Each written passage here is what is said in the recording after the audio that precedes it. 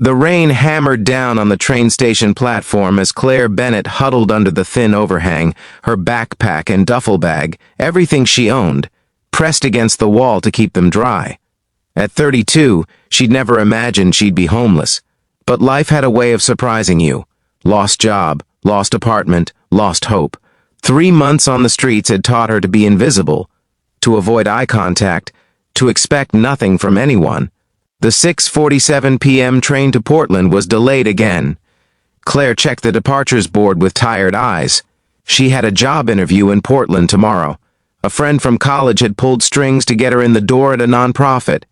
It was her last shot, funded by the last of her savings scraped together for a train ticket and one night at a cheap motel. "Daddy, can we get hot chocolate?" Claire looked up. 2 little girls, maybe 7 years old, identical twins in matching pink raincoats, were tugging on the hand of a man in an expensive suit. He looked exhausted, the kind of bone-deep tiredness Claire recognized from the mirror. His dark hair was disheveled, his tie loosened, and he carried a leather messenger bag that probably cost more than Claire had made in a month at her old job. "Sure, sweetheart," he said, guiding them toward the station cafe.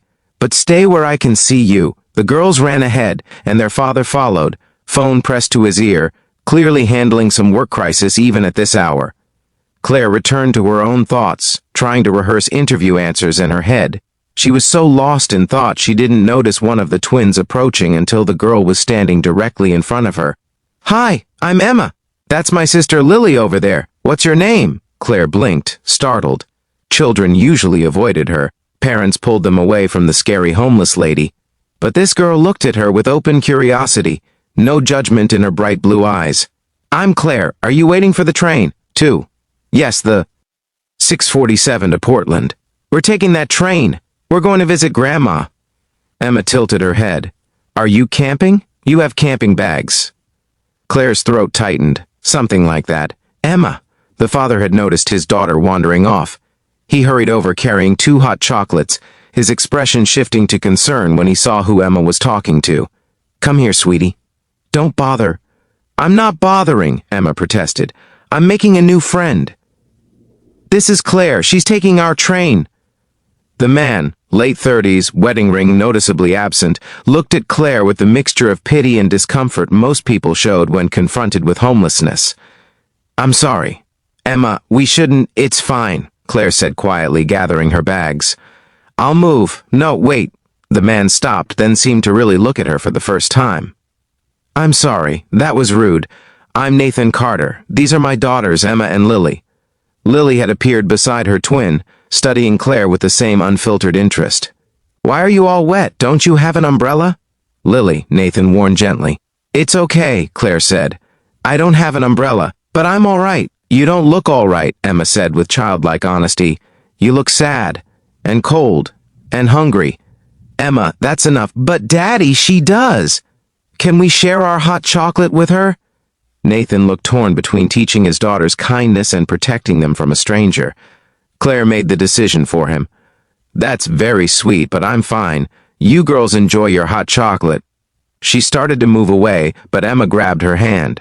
"Wait! Daddy, she needs help. You always say we should help people who need help." Lily nodded vigorously, and she looks nice, not scary, just sad. Nathan ran a hand through his hair, clearly fighting some internal battle. Finally, he sighed. "Have you eaten today?" Claire's pride wanted to lie, but her empty stomach betrayed her. "Not yet. The station cafe is terrible, but it's something. Would you—" He paused, seeming to surprise himself. "Would you join us? For dinner? The girls clearly want to talk to you, and I'd rather supervise than worry about Emma wandering off again." "I couldn't—" "Please?" Emma and Lily said in unison, their twin harmony perfected through years of practice. Claire's eyes burned. When was the last time someone had invited her to share a meal? Really invited her, not just handed her spare change or a granola bar. "Okay," she whispered. "Thank you." The cafe was indeed terrible. Overpriced sandwiches and lukewarm soup, but it felt like a 5-star restaurant to Claire. Nathan bought her a sandwich, soup, and coffee without making a big deal of it, and the girls peppered her with questions between bites of their own food. Do you have kids? Lily asked. No, I don't. Are you married? I was. A long time ago. It didn't work out. Our mommy died, Emma said matter-of-factly. 2 years ago. Car accident. Emma, Nathan said gently, pain flickering across his face. It's okay, Daddy. Claire looks like someone who understands sad things. Emma turned back to Claire. Do you understand sad things? Claire's throat closed. Yes, honey, I do. What happened to you? Lily asked. Why are you camping? Lily, that's too personal. Nathan started. It's okay, Claire said. She was so tired of hiding, of pretending, of carrying shame that wasn't entirely her fault.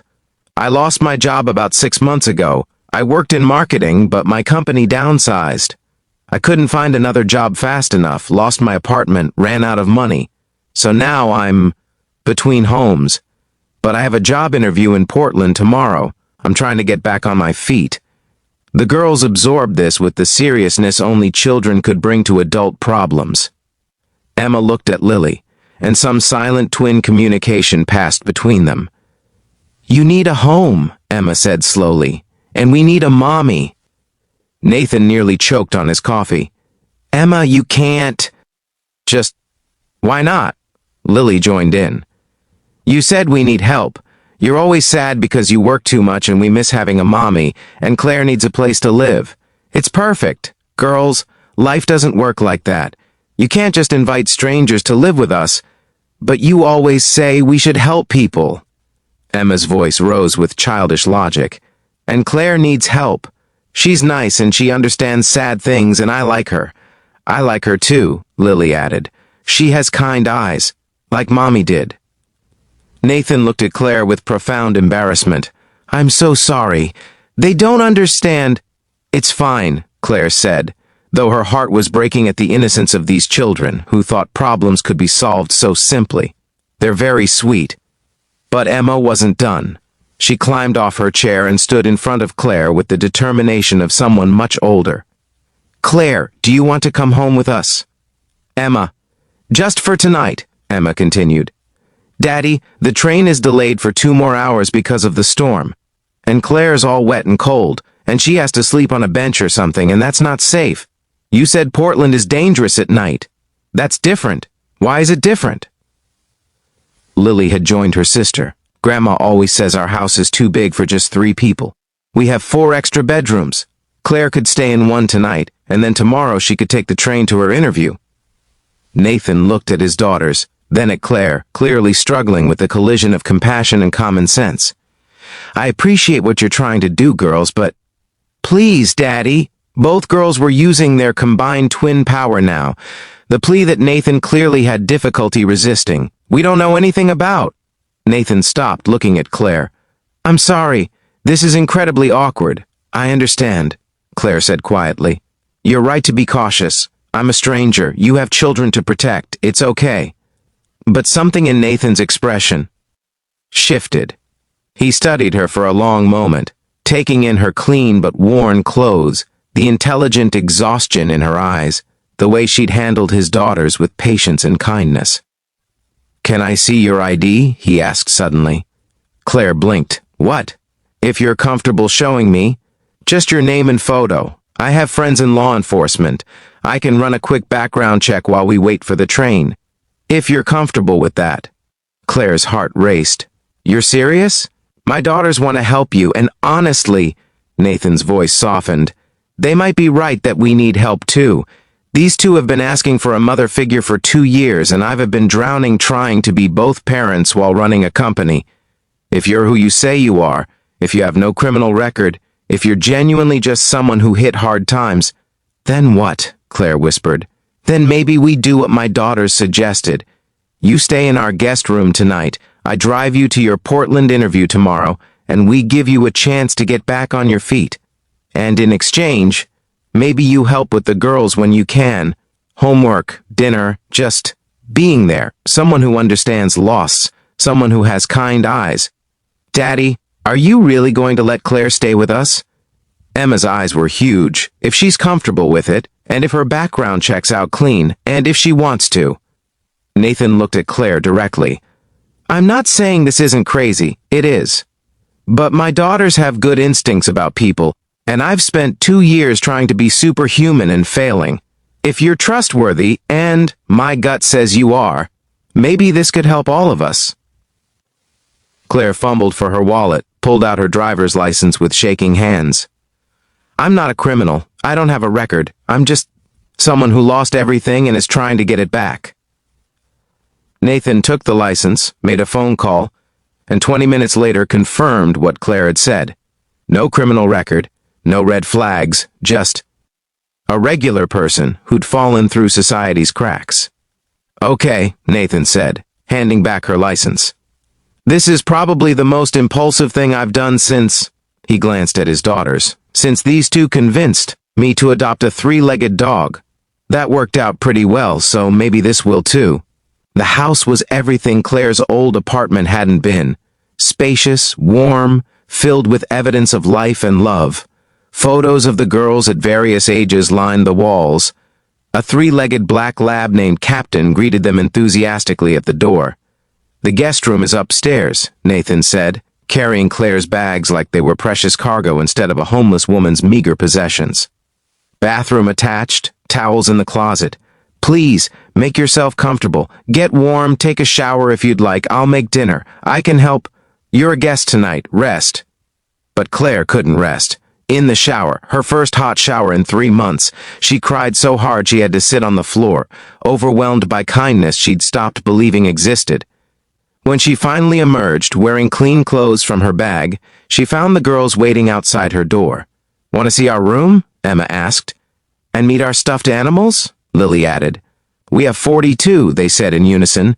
Claire spent the next hour in a pink explosion of a bedroom, meeting stuffed animals with elaborate backstories, hearing about school and friends and how much they missed their mom but were trying to be brave for their dad.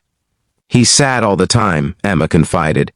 "He tries to hide it, but we know. He works too much because it stops him from feeling sad," Lily explained with 7-year-old wisdom. "But it makes us sad because he's never home, and you need someone to talk to," Claire said gently. "Someone who gets it." "Do you miss someone?" Emma asked. Claire thought about her ex-husband, about the friends she'd lost when she lost her job, about the life she'd built that had crumbled so quickly. "Yes, I miss the person I used to be, the life I used to have." "Will you ever get it back?" "Maybe. Maybe something different, but still good." "Like us," Lily said. "We'll never have Mommy back, but maybe we can have something different that's still good." Dinner was chaotic and perfect. Pasta that Nathan had clearly made from scratch, the girls chattering non-stop, Captain begging shamelessly for scraps.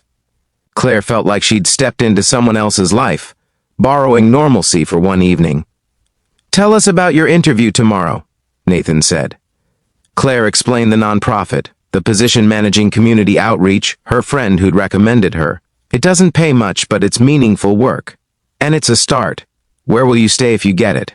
"There's a shelter I've researched. I'll stay there until I save enough for a deposit on a room somewhere." Nathan was quiet for a moment. What if there was another option? "Daddy's going to offer you a job," Emma announced. "We talked about it while you were in the shower." "Emma, I was supposed to—" Nathan sighed. "Yes, I was going to make an offer, but more delicately." "What kind of offer?" Claire asked carefully. "I run a tech company. We're always hiring for various positions. But more than that—" Nathan looked at his daughters, then back at Claire. "I need help, real help. Someone to be here when I can't be. Someone who can help with homework, make dinner, be present for these 2 incredible girls who deserve better than a father who's spread too thin. Like a nanny? Like family," Nathan corrected. "Live-in position, separate apartment above the garage, private space, fully furnished, salary, benefits, and flexible hours so you can pursue your career too. In exchange, you help with the girls. Be someone they can count on, someone who understands loss and grief and rebuilding." Claire's vision blurred. "Why would you do this?" "You just met me. Because my daughters are right more often than I want to admit. Because you need a home, and we need someone who cares. Because sometimes the craziest ideas are the ones that actually work." Nathan's smile was tired but genuine. "Because Captain likes you. And he's an excellent judge of character. I don't know anything about children, but you know about being kind, Emma said. That's the most important part. And you know about being sad and still being brave, Lily added. That's what we need. Claire looked around the table, at the girls who'd seen her humanity when others saw only homelessness, at the father who'd chosen trust over fear, at the life being offered to her like a gift she hadn't earned but desperately needed. Yes, she whispered. If you're serious, then yes. I'll take Portland's offer if I get it, but I'll come back. I'll help. Her voice broke. I'll be what you need me to be. 2 years later, Claire stood in the kitchen of the apartment above Nathan's garage, her apartment, her home, making breakfast for a family that had saved her life by seeing her as human when the world had made her invisible. She had the Portland job, working remotely 3 days a week while being present for Emma and Lily the other 4. She'd saved money, rebuilt her credit, reconnected with her own family. She'd helped Nathan through his grief, had been there for the girls through homework struggles and friendship drama and the million small crises of childhood, and somewhere along the way, the arrangement had become real. The girls called her Aunt Claire and meant it. Nathan had become her closest friend, the person who'd seen her at her lowest and chosen to believe in her anyway. Claire! Emma's voice called from the main house. Are you making pancakes with chocolate chips? Lily added. Would I make them any other way? Claire called back. Nathan appeared in the doorway, coffee in hand, smiling the kind of smile that had become common over the past 2 years. Not the exhausted grimace from the train station, but genuine happiness. Thank you, he said quietly, for saying yes that night. For taking a chance on us. I think you took a chance on me, Claire corrected. The girls knew what they were doing. They're smart like that. They needed a home, and you needed a mommy, Claire quoted, smiling at the memory. Pretty sure I was the one who needed saving. Maybe we all did, Nathan said. Maybe that's how family works. Everyone saves everyone else. Because that's what they'd become. Not conventional, not what anyone would have predicted, but real and precious, and built on the foundation of 2 little girls who'd seen a homeless woman at a train station and declared with perfect childhood certainty, you need a home and we need a mommy. And somehow, impossibly, they'd all been right. Sometimes the most broken people fit together perfectly, their jagged edges matching, their scars complementing, their healing intertwined. Sometimes homeless women and widowed fathers and motherless daughters create families that make no sense on paper, but perfect sense in practice. Sometimes twin girls know exactly what everyone needs, even when the adults have forgotten how to ask. Claire had been invisible on that train platform. Another homeless person to ignore. Another problem too big to solve. But Emma and Lily had seen her, really seen her. And in seeing her, they'd saved her. And she, in turn, had saved them, not from homelessness or poverty, but from loneliness, from grief, from the isolation that comes from having everything except what actually matters. They'd needed each other, and that's what family is. Not who you're born to, but who sees you when you're invisible, who believes in you when you've stopped believing in yourself, who says you belong here when the world says you belong nowhere. The twin girls had been right all along. Claire needed a home, they needed a mommy. And together they'd all found exactly what they'd been missing.